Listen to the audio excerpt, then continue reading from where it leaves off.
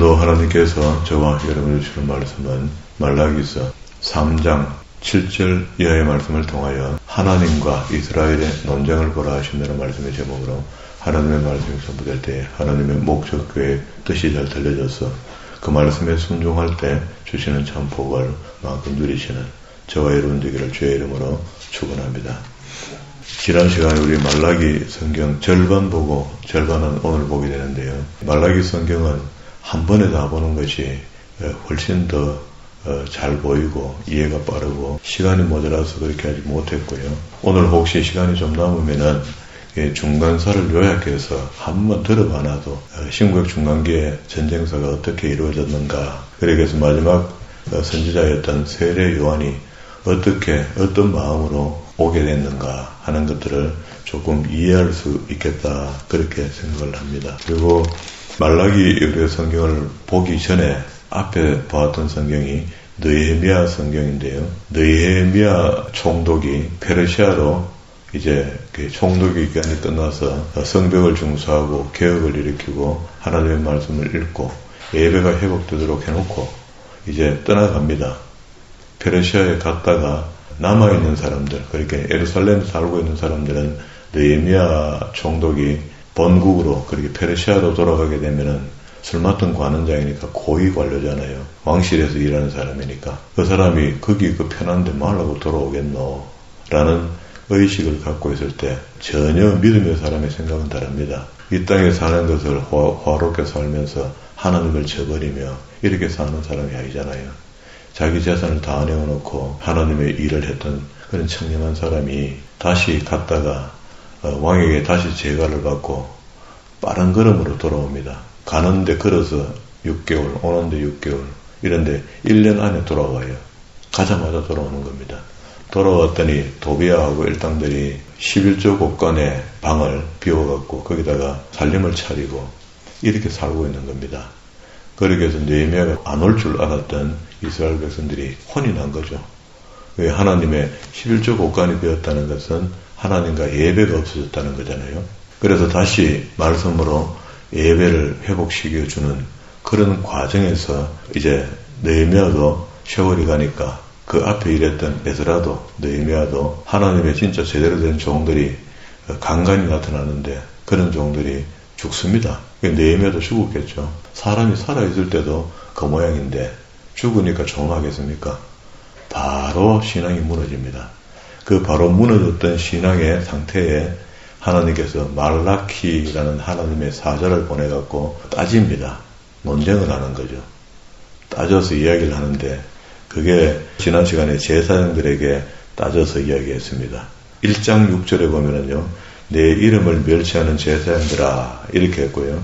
그리고 백성들에게도 역시 이야기를 합니다. 전 백성들에게 말라키라는 하나님의 사자가 나타나서 2장 10절에 보면은 우리는 한 아버지를 가지지 아니하였느냐, 한 하나님께 지으신 바가 아니냐, 어찌하여 우리 각 사람이 자기 형제에게 거짓을 행하여 우리 조상들의 언약을 욕되게 하느냐. 유다는 거짓을 행하였고 이스라엘과 예루살렘 중에서는 가증한 일을 행하였으며 하는데 이거 전부 다 하나님의 법대로 살지 않았던 사람들의 지적을 이렇게 해준 겁니다. 그렇게 하니까 자기들은 그런 적이 없대요. 그러니까 하나님은 백성들에게 할 말을 하나님의 사자를 통해서 하죠. 13절에 너희가 이런 일을 행하였나니 곧 눈물과 울음과 탄식으로 여호와의 제단을 가리게 하는도다.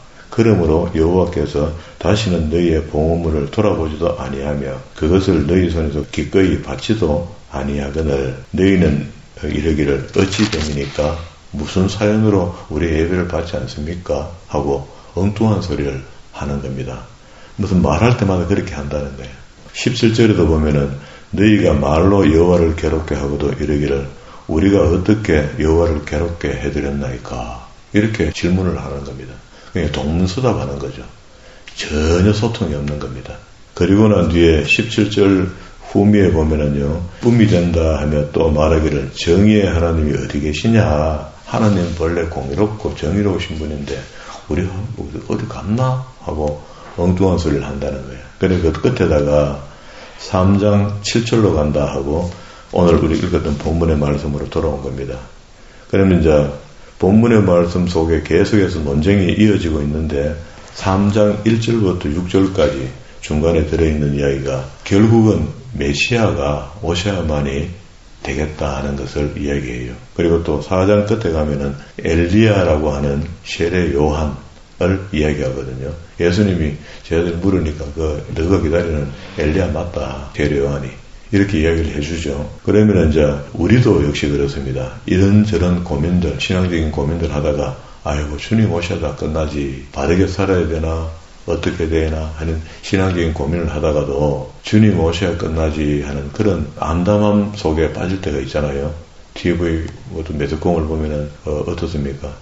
부모가 자식을 죽이고 자식이 부모를 죽이고 자식이 어머니를 못 모신다 해갖고 그걸 또 놔두면 되지 또 죽입니다. 이런 일들이 나오는 것보다도 훨씬 더 많을 거란 말이죠. 아니면 자식을 죽여 냉장고에 넣어놓고 몇 년씩 냉장고를 닫아놓고 있기도 하고요. 그런 엄청난 일들이 사람으로서는 할 수 없는 일들이 생긴 걸 보니 그럼 이제 말세가 많이 가까워졌겠다. 우리는 그렇게 생각하죠. 그런 것처럼 이때도 역시 구약의 말기에 왔을 때 진짜 말세다 말세. 이건 하나님을 아는 믿음 있는 사람들이 눈에 봤을 때는 이런 사람들은 신앙인이 아니죠. 하나님 예배를 무너뜨리고 형식적인 예배를 드리고 있는 사람들에게 말라기 선지자가 하는 말이란 말이죠. 그래서 만군의 여호와가 3장 1절입니다. 이르노라 보라 내가 내 사자를, 그게 말라기 사자를 보내는 겁니다. 그게 하나님의 사자 이렇게 할 때 예수님도 하나님의 사자에 속한 겁니다. 때가 되면은 그리스도를 보내겠다. 사자를 보내리니 그가 내 앞에서 길을 준비할 것이요 또 너희가 구하는 바 주가 갑자기 그의 성전에 임하시리니 곧 너희가 사모하는 바 언약의 사자가 임하실 것이라. 언약의 사자, 이렇게 말씀의 사자, 말씀의 종 이렇게 되면 주님이 안 되겠습니까? 그가 임하시는 날 누가 능히 당하며 그가 나타날 때에 누가 능히 서리요. 그는 금을 연다는 자의 불과 표백하는 자의 재물과 같겠다. 금을 재련하면 99.9%로 만들죠. 안에 찢기가 하나도 없도록 만드는 겁니다. 재련할 때 우리를 단련해서 하나님의 백성들을 단련해서 금처럼 만들겠다. 그리고 또 포백하는 재물을 넣어서 뭘 씻는데 하얀색으로 만들겠다. 이게 주홍 같은 죄를 하얗게 만들어주겠다. 뭐 그런 이야기죠. 그가 은을 연단하여 깨끗하게 하는 자같이 앉아서 레위 자손을 깨끗하게 하되, 그러면 제사장도 지금 다 썩었다는 말이죠. 금, 은 같이 그들을 연단하려니 그들이 공의로운 제물을 나 여호와께 바칠 것이라. 그렇게 제사를 드리고 제물을 준비하는 제사장과 레위들이 마음대로 지금 예배를 했다는 거잖아요. 그래서 하나님께서 너희가 내게 깨끗하다고 해서 준비해서 드리는 예물을 너희 지금 지키고 있는 총독에게 한번 선물로 줘봐라. 총독이 기뻐 받겠나 하는 그런 말씀까지 하셨죠.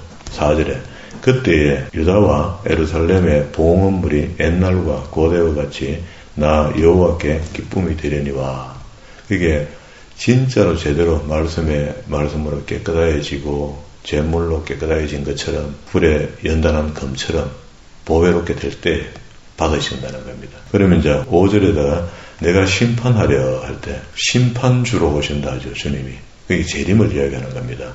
초림과 재림을 이야기하는 건데 앞에는 초림이 될 것이고 3장 1절부터 그럼 뒤에는 재림이 되겠죠. 심판하려 너희에게 임할 것이라.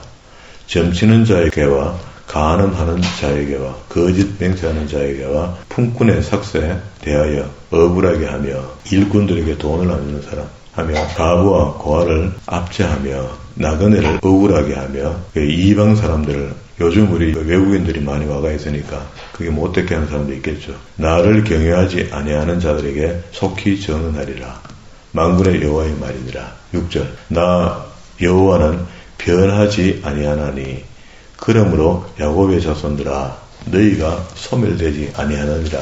그리고 약속에 대한 변질이 없다는 거라. 그게 아브라함 때부터 언약이었던 그 언약이 계속해서 그 햇불 언약이 내려와서 지금 이스라엘 백성들에게 시내산 언약으로 바뀌었잖아요. 그리고 난 뒤에 그 언약이 중간에 다시 한번 새 언약으로 바꾸게 되는데 그게 본질적으로 뭘 바꾸는다는 게 아니고 하나님의 뜻 속에서 바꾸겠다. 언약은 변질될 수가 없습니다. 그래서 그 새 언약이 예수님께서 산상수훈을 통하여 십계명을 다시 재해석하게 되고 그 언약이 계속 내려가는 겁니다. 그리고 마지막 재림 때까지 내려간다. 자, 이렇게 3장 1절부터 6절까지 초림과 재림에 대한 이야기가 갑자기 주님이 오셔서 모든 일을 평정하고 이제까지 너희가 불편하게 생각했다면은 그 불편을 정리해 주겠다. 그러면 이제 구원의 방법들이 옛날에는 이랬는데 지금은 믿음으로 구원받는 그런 의의가 나타났다. 그리고 이제 그것도 우리가 바르게 믿어야 되는데 믿었으니까 이제는 그 율법 좀 지키며 살아라는데 그게 뭐가 어려워서 오직 예수 그리스도를 믿음으로 다 끝났으니까 마음대로 살아도 되는 거로 살고 있는데 그게 어떻게 옳은 신앙이냐. 거의 말라기 당시의 신앙이나 똑같은 거 아니냐. 그런 이야기를 지금 하는 겁니다. 7절에. 그러면 이제 아까 2장 17절에서 끝에서 7절로 넘어오는 논쟁의 이야기가 계속 이어지는데요. 만군의 여호와가 이르노라. 너희 조상의 날로부터 너희가 나의 규례를 떠나 지키지 아니하였도다. 그런즉 이제 슈브하는데 돌아오라. 천년을 하나님은 이스라엘 백성들을 따라다니면서 내게로 돌아오라. 내게로 돌아오라. 슈브 이렇게 이야기했거든요. 그게 하나님께 돌아오기만 하면 용서하시겠다는 게 하나님의 사랑이지. 우리가 마음대로 죄짓고 끝까지 구원받은 사람이 그렇게 사는데 그것도 역시 구원시키겠다. 그런 법은 없습니다. 하나님은 죄인 상태에서 절대로 천국에 들이지 못합니다. 할 수 있어도 안 해요. 그건 안 되는 일입니다. 그러면 죄인 상태로 안 된다는 이야기는 우리한테 원죄나 자범죄에 대해서 회개해야 되는 거죠. 오늘도 죄지면 그 죄를 회개해야 되는 것 같습니다. 그리고 계시록에도 보면 마지막에 회개하라 하죠. 그러면 나도 너희에게 돌아가리라 하였더니 너희가 이르기를 우리가 어떻게 해야 돌아갈 수 있습니까? 이건 전부 다 뭐가 비었습니까? 하나님과 관계가 깨져가 이런 겁니다. 예배가 없고 말씀이 없으니까 하나님의 말씀을 듣는 귀가 없는 겁니다.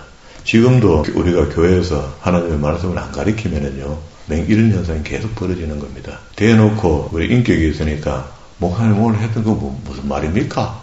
이렇게 묻지는 않아도 거의 앉아서 한쪽 귀를 듣고 한쪽 귀를 흘러넘치는 그런 말씀의 시간을 보내고 있잖아요. 그렇게 예배 시간에 참여했는데 하나님의 말씀은 하나도 안 듣는다. 이런 예배 말고 좀 열린 예배 좀 했으면 좋겠다. 이런 생각들을 한다면 아예 치워야 됩니다. 여기서 좀 즐거운 예배, 기쁜 예배, 방방 뛰는 예배 드리고 천국 안 가는 그게 좋습니까? 바르게 믿고 바르게 해서 천국 가야 될 거 아닙니까? 8절에 사람이 어찌 하나님의 것을 도둑질하겠느냐. 그러나 너희는 나의 것을 도둑질하고도 말하기를 우리가 어떻게 주의 것을 도둑질하였나이까 하는도다. 뭐를 이야기하냐면 예배가 없어졌으니까 경건이 없어지고 거룩이 없어졌으니까 그게 11조 드리는 것도 자기 마음대로 드리고 했다 말았다 안 하는 거 이런 거 전부 다 문제 있습니다. 이걸 갖다가 목사가 이런 물질의 문제를 잘못 이야기하면 목사님 또 돈 밝힌다 하고 이렇게 이야기하는데 이거 갖고 그런 게 아니죠. 우리가 어떻게 주의 것을 도둑질하나이까 하는도다. 이는 곧 11조의 봉헌물이라. 11조가 없어졌다는 근본 원인은 하나님과 관계가 깨어졌고 담이라는 에베소서 이야기하는 죄가 담으로 올라오니까 하나님을 못 보게 된 거야. 못 보게 되니까 그 드릴 이유도 없죠. 봉헌물. 너희 곧 온 나라가 나의 것을 도둑질하였으므로 너희가 저주를 받았느니라. 우리가 안 좋은 일이 생겼다 하는 것은요, 원칙적으로 봤을 때 내가 무슨 하나님께 죄진 게 있는가를 확인해 봐야 됩니다. 이건 방법이 없습니다. 우리가 벌을 받는 것은 시험인데 그 시험이 나중에 잘 되게 하시려고 한다는데 그 전에 회개해야 됩니다. 그러면 잘못된 것이 있으니 회개하라는 겁니다. 만군의 여호와가 이르노라. 너희의 온전한 11조를 창고에 들여 거기에 온전한 예배를 드려서 하나님의 성전의 곳간에 레위들이 먹고 살고 제사장이 먹고 살 수 있도록 되었을 때 거기에 경건한 예배가 계속 이어지겠죠. 레위들이 지난 시간에 뭐라 했습니까? 예배가 없어지고 11조 곳간이 비니까 먹을 것이 없으니까 다 자기 밭을 경영하러 갔다 그러죠. 떠났다 그러죠. 온전한 11조를 창고에 들여 나의 집에 양식이 있게 하고 그것을 나를 시험하여 내가 하늘문을 열고 너희에게 복을 쌓을 것이 없도록 붙지 아니하나 보라.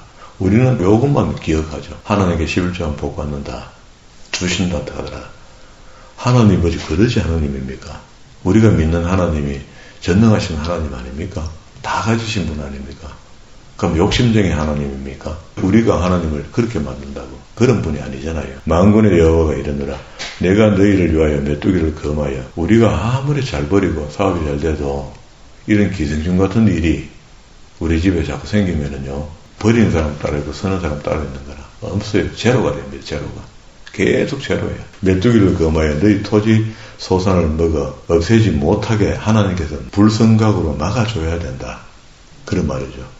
천군 천사를 동원해서 지켜줘야지 지켜주지. 안 된다. 밭에 포도나무 열매가 기한 전에 떨어지게 한다. 이거는 무슨 병이 있어 농약을 쳐야 되는데 안 쳐서 떨어진다. 이런 이야기 하는 게 아니고, 그때는 농약을 압니까? 모르잖아요. 그래서 이런저런 병들이 와서 포도가 익기도 전에 떨어져 버리고, 그러면 없죠, 소출이.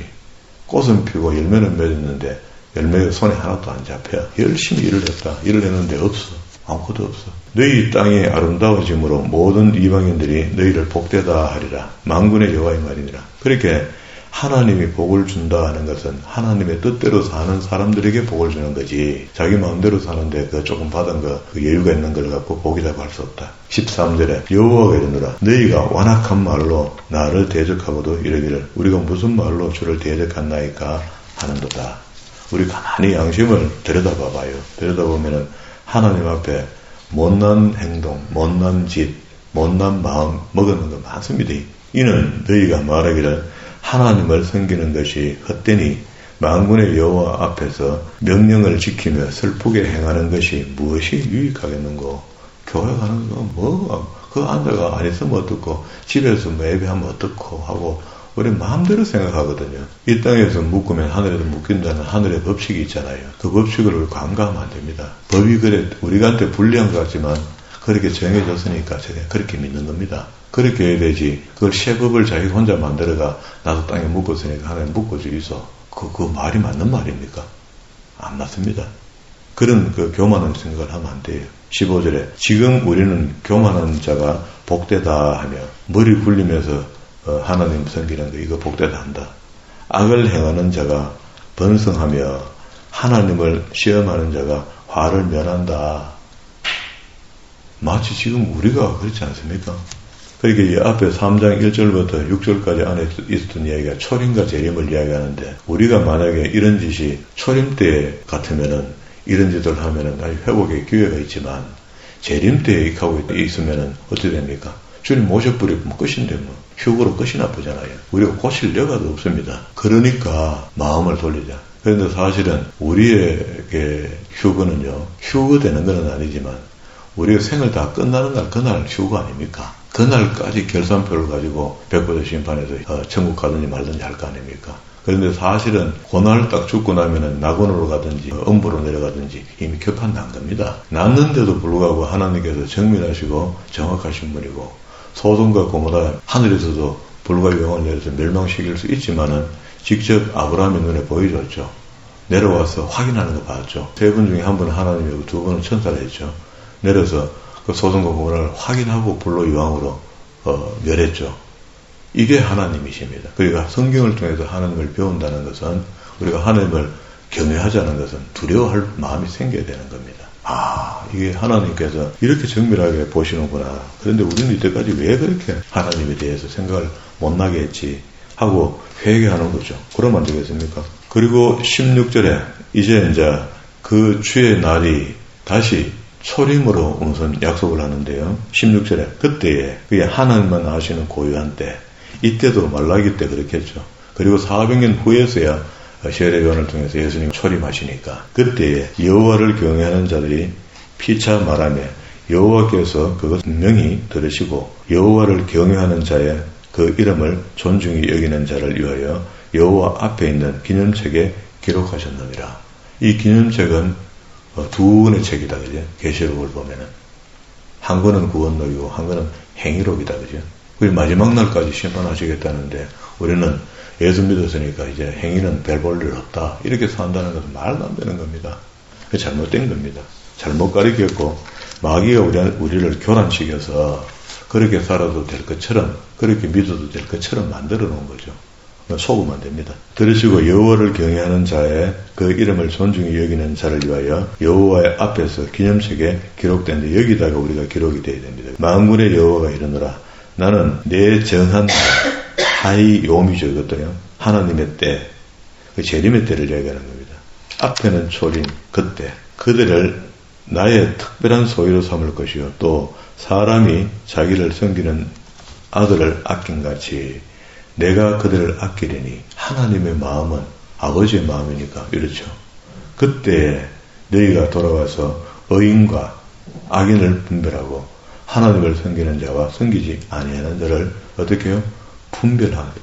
우리가 분별력이 있어야지 바로 믿든지 말든지 할 거 아닙니까? 이거 할 수 있는 것은 말씀밖에 없어요. 뭐 영빨로 하는 것도 아니고요. 우리 요새 한간에 영빨 하는데 그 영빨 그거 속으면 안 됩니다. 어떤 신령한 은혜가 임해졌다고 그것도 속으면 안 돼. 그게 100% 맞는 것 같아서 성경에 그런 게 없기 때문에 안 된다고. 만군의 여호와가 이르노라 보라 용광로 불같은 날이 이르려니 이건 심판의 날이겠죠.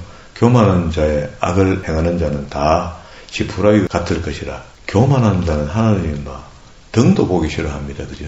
그 이르는 날에 그들을 살라 그 뿌리와 가지를 남기지 않을 것이다. 완전히 소멸시킨다.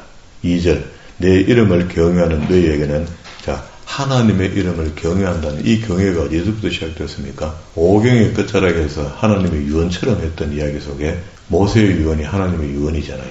그게 신명기 31장 9절과 13절의 말씀 끝에 하나님 경외하기를 가르쳐라 했죠. 그렇게 하나님의 말씀은 그냥 준 것이 아니고 그 후손들에게 말씀을 가르쳐서 경건한 백성들을 내게 있게 하라 하는 그런 뜻이거든요. 그러면 교회가 지금 해야 될 일이 우리 기독교가 해야 될 일이 뭡니까? 우리 그 1000년이 넘도록 중세 카톨릭이 우리 기독교를 지배한 것처럼 됐잖아요. 그때 뭐 했는 줄 압니까? 라틴어로 된 성경을 그냥 읽어주고 알았습니까? 하게 알아들을 테기 있습니까? 독일 사람들이 미국 사람들이 그냥 읽어주고 아멘이야. 고착하게 살아야 되는 겁니다. 맨날 헌금해야 되고 그래서 헌금도 가톨릭에서는 많이 달라고 하기를 부담스러우니까 11조도 바꿔가 30에 1조 성경에 없는 걸 만들어가 제사도 그냥 적당히 드리면 된다는 거라. 그리고 없는 걸 자꾸 시키면서 하는데도 믿는다. 더하거나 빼거나 하는 사람 저주를 받는다 했는데 그거 빼고 엮고 다 해놨습니다. 그런데도 믿는다. 그게 가스라이팅이야. 이미 종교 가스라이팅이 됐기 때문에 그 사람들은 돌아오기 힘듭니다. 어려워요. 개혁하는 일이 벌어지면 몰라도 힘들다고. 그 적당히 잘 먹고 잘 사니까. 그러면 자 우리는 내 이름을 경외하는 너희에게 공의로운 해가 떠올라서 치료하는 광선을 비추리니 하는데 이 원어를 보면은요. 치료하는 광선이라고 하는 이 광선이 우리가 생각하는 것하고는 조금 달라요. 치료하는 광선이라 히브리어로 이야기하면 마르페 하는 뜻인데요. 날개 속에 넣어서 치료한다 이런 말이야. 이게 안아준다 이런 말입니다. 다시 이야기하면 애굽에 있는 이스라엘 백성들을 하나님이 바람날개로 그들을 옹이 샀어 그 집어냈다 치료했다 이런 말이거든요. 그럼 이제 민족으로 있던 사람들을 국가로 만들어주는 것 이것도 역시 치료죠. 그렇지만 처음에는 이 사람들이 족속이었잖아요. 지파였잖아요. 그런 사람들을 국가로 만들어낸 거야. 성경에서 크게 이야기하는 두 기둥이 있는데 우리는 이런 거는 기억해놔야 됩니다. 성경은 다른 걸 이야기하는 게 아니고요. 하나님 잘 믿어라 뭐 이런 것도 다 그 속에 포함되겠지만 잘 믿으려면 어떻게 해야 됩니까? 말씀을 바르게 전수해줘야 됩니다. 지금도 바르게 전수하고 우리 후손들에게도 바르게 말씀이 전해져야 되거든요. 그런데 우리는 다 전해야 되지만 전하는 실력들이 모자란다 생각하고 이렇게 좋은 종이 많이 나와야 된다는 말이죠. 하나님 말씀을 다르게 가르치는 종들이 나와서 그 종을 만나는 것을 복으로 생각해야 된다. 그런 말입니다. 그러면은 첫 번째가 하나님의 말씀 전수고 성경에 두 기둥이 있다고 보면은 한 기둥은 뭐예요? 세계 선교입니다. 그게 출애굽기 19장 5절과 6절의 말씀에 하나님의 당부죠. 세계가 내게 속하였는데 그들이 다 떠나서 그게 온 세계의 종교 속에 보면은요 어머니신 아들신은 다 있습니다. 온 나라에 다 있습니다. 우리도 동자신 있죠. 어머니신 아들신이 다 있다니까. 그게 원래부터 그 마리아와 그리스도를 지칭하는 것들인데 이 사람들이 가서 하나님을 빼버리고 자기끼리 믿으니까 우상숭배가 되어버린 거예요. 그게 가장 표시한 것이 바벨론 종교. 바벨론 종교가 우리 개신교를 집어넣으니까 어떻게 돼요? 잘 적용시켜 놓으니까 가톨릭이 되어버린 거죠. 그리 변질된 겁니다. 그러면 이제 우리가 진짜 해야 될 것은 하나님의 말씀 전수 이거 해야 되고요. 우린 잘하고 있으니까 된 것 같습니다. 세계 선교는요.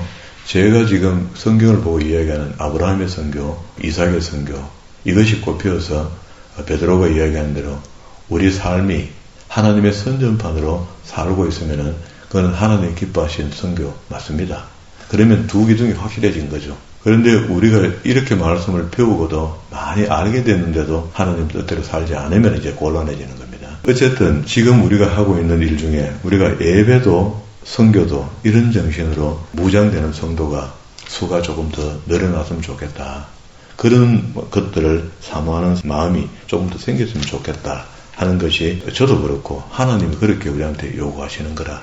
우리는 대단한 뭘 원하시는 건 아니거든요. 하나님께서 어마어마한 교회를 짓고 어마어마한 선교를 해내고 이런 거를 하나님이 원하시지 않습니다. 제가 성경을 보니 그래요.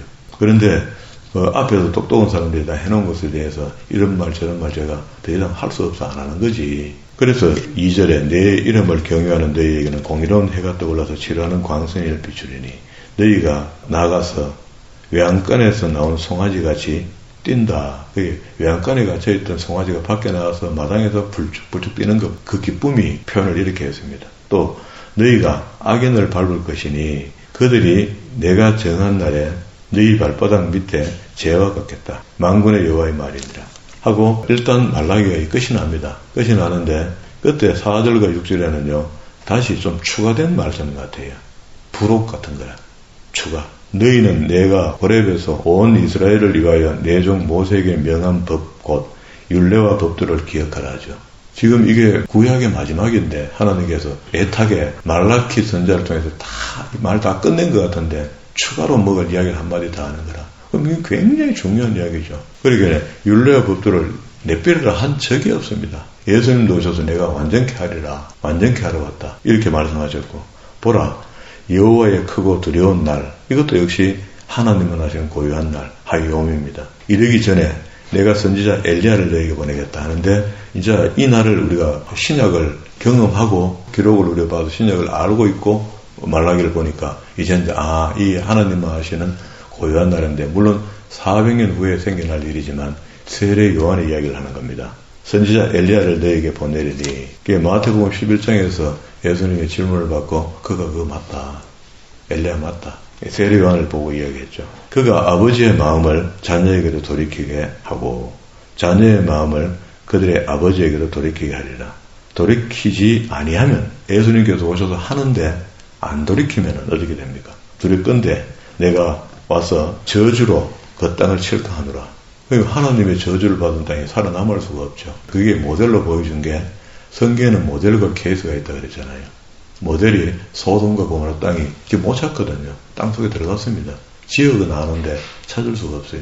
갈라진 땅속으로 들어가 버렸습니다. 그런 것들이 흉물로 폼페이 화산처럼 우리한테 지금 발굴도 되고 보이시면은 우리가 좀 나을까? 하나님이 가면 나을 거 신앙이 좀 그걸로 보고 좀 좋게 될 걸 모르실까? 아시는데 왜 그렇게 안 하실까? 그렇게 해도 신앙이 회복이 안 된다는 겁니다. 사람의 간악함이, 악함이 그렇다는 거라. 그러면은 세상의 파장을 따라가면은 반드시 우리는 악으로 갈 수밖에 없고요. 선하게 살아도 그게 악이야. 그런데 하나님의 뜻대로 살면 어떻게 돼요? 하나님의 뜻대로 산다는 것은 말씀 중심으로 살아가는 겁니다. 성경이 하라는 대로 한다는 거예요. 그게 성경의 말씀이 하나님의 말씀으로 우리가 이해를 하고 있으면은 말씀대로 사는 것이 지혜로운 사람이고 성경의 말씀이 하나님의 말씀이 아니라고 생각하면은 말씀대로 사는 사람이 덩신같이 보이겠죠. 그런데 우리는 하나님의 말씀으로 받아들였으니까 말씀대로 사는 지혜로운 사람이 되어야 되는 겁니다. 그리고 난 뒤에 이제 구약과 신약 중간에 400년의 하나님의 암흑기, 그렇게 하나님께서 전혀 말씀을 하지 않는 시대가 도래되거든요. 그 시대의 중간에 그러면 역사적으로 그 시대는 어떤 시대가 되는가? 세상에 현자들이 많이 나타납니다. 온갖 현자들이 다 나타나고 과학, 기계학, 수학, 의학 이런 것들이 기초가 그때 다 만들어져요. 그게 하나님을 떠난 인간들이 자기가 의학이 봐요. 하나님이 치료하는 하나님으로 계시면은 의학이 무슨 소용이 있습니까? 의학이 없어도 우리가 병 들지 않잖아요. 그런데 악을 도모하게 되니까 결국 병이 오고 병을 고치려니까 의학이 발달돼야 되는 거라. 그게 하나님을 더 잘 믿으려고 과학을 만들어 놓은 게 아니고 과학이 만들어져서 하나님을 분해하기 시작한 겁니다. 성경을. 자꾸 찢어갖고 맞나 안 맞나를 찾기 시작하는 거야. 그러니까 계몽주의가 그렇게 만들어진 거잖아요. 근자에 와서. 그러니까 꿈 깨라 꿈. 하나님 무슨 하나님이야? 요나는 무슨 요나야? 하고 이렇게 계몽주의들이 나타나서 성경 말씀을 엉터리로 만들어갈 때에 그렇게 그때마다 하나씩 과학이 발견돼서 성경이 진짜 맞네 하고 또 이야기하면 입이 쑥 들어가 말 못하고 이런 상황을 계속 끌고 오거든요. 인간의 지혜라는 건 그런 겁니다. 그러면서 부국이 돼야 되니까 잘 묵고 잘 살아야 되니까 400년 동안에 세계 전쟁사가 굉장했죠. 그러니까 이제 메데 페르시아가 성경에 나오는 제국의 왕이 고레스 왕이잖아요. 고레스가 메데 페르시아 제국을 만들었고 그러면 이제 우리는 페르시아 역사를 조금 알면 좋겠죠. 그리고 그 이후에 헬라 시대가 왔는데 헬라 시대는 알렉산더 대왕 이후에 사후에 4명의 장군들이 또 땅을 갈아서 갖다 묻었다는 것도 우리가 좀 알아야 되겠죠. 그리고 난 뒤에 쭉 내려오면서 마카비 하스몬 왕가의 독립운동이 있었다. 그죠? 그게 다니엘 11장 이후에 나오는 남방왕 북방왕 하는 그게 알렉산더 대왕의 4명의 장군들이 땅을 갈라먹고 난 뒤에 자기들끼리 또 땅을 함하는 과정에서 생겨난 일이잖아요. 그렇게 될 때에 그 중간에 있었던 이스라엘이 짓밟히고 그 돼지를 잡아갖고 성전에서 제사드리는 이런 치욕을 감당했잖아요. 그때에 마카비 가문과 하스몬 왕가가 독립운동을 해서 다시 왕조가 살아나기 시작하고 그런데 정통 왕조가 아니죠. 유다 계보가 아니면 정통 왕조가 될 수가 없거든요. 그리고 하스모니아 왕조가 있었고 그리고 예루살렘 멸망사가 있습니다. 이게 이제 한 5가지 정도로 400년의 전쟁사를 이름을 지어준 일이에요. 이런 것들을 알고 있으면은 이제 신구역 중간기에 무슨 일이 벌어졌는가를 조금 이해하고 넘어갈 수가 있는 거죠. 그리고 난 뒤에 이제 마태복음을 통해서 세례 요한이 예수님의 첩경을 열면서 회개하라 천국에 가까웠다 이렇게까지 나온 겁니다. 그러면 이제 우리가 성경 말라기서 뒤에 넘겨갖고 마태복음을 보자 하니까 시대가 완전히 바뀐 겁니다. 그럼 400년 동안 세상의 사람들은 뭘 했는가를 아무도 몰라요. 그런 것들을 기독교에서도 안 가르치려 했으니까. 그리고 근자에 와서 이제 신구역 중간사라는 책도 나오고 그런 관심 있는 사람들이 책을 보니까 이제 그 중간기에 생겼던 일들을 보는 겁니다. 내용을 이제 가만히 잘 바르게 본 사람은 참 인간이 악하다. 하나님을 등지고 인류의 문명을 발상시켰던 거 옛날에 한번 있었잖아요. 창세기 11장에서 바벨탑을 쌓으면서 하나님과 유를 같이 올리려 흙을 구워서 돌을 만들어갖고 쌓아 올린 탑이 있잖아요. 과학의 시작 아닙니까? 그런 식으로 시작했던 문화의 발달. 오늘날도 지금 문화가 대단히 발달했죠. 이런 문화들이 발달되면 될수록 하나님이 자꾸 멀어지는 겁니다. 그게 이제 우리 현실이야. 그럼 이런 것들을 깨달은 사람들은 생각을 바꿔야 되는 거죠. 오늘 말라기서 성경이 우리에게 말씀이라 이렇게 이야기할 때에 이제 진짜 말씀을 들어야 되는데요. 말씀을 들을 때 저주 안 받으려면 하나님의 말씀대로 살아야 되는 거거든요. 저주라는 히브리어 말이 해림이라는 말인데 그럼 거기서 슈브 말씀으로 돌아오라 하잖아요. 저주를 받지 말고 그냥 말씀으로 돌아오라 하는데 그 말씀이요. 성경은 한 3가지 정도로 표현을 하는데 로고스 말씀이라는 말 들어봤죠. 로고스. 그럼 기록된 성경 이걸 보고 이야기하는 겁니다. 기록된 말씀. 레마의 말씀이라는 말 들어봤죠. 우리 기도할 때 레마의 말씀이 되기를 원한다 이렇게 해야죠. 그러면 기록된 말씀을 성령의 도움으로 내가 그 말씀에 응답하는 것. 그런 말씀을 레마의 말씀이라 해요. 반응하는 것. 그리고 계시의 말씀 이렇게 하면 선포된 말씀. 성경 안에도 보면은 말씀이 기록이 있고 기록된 말씀 속에 선포된 말씀이 있거든요. 오늘 우리는 그걸 흉내내어서 말씀을 선포하죠. 선포. 찾아보고 일장하죠. 선포한단 말이에요. 그때 능력이 나타난다. 이렇게 믿죠. 그러니까 말씀을 읽을 때 물론 뭐 눈으로 잘 읽어도 되지만 가능하면 혼자 집에서 성경을 읽을 때 내가 읽는 말이 내 귀에 들리도록 읽는 것이 그게 선포에 가깝거든요. 그렇게 좋은 겁니다. 성경을 읽을 때 그렇게 읽으면 좋습니다.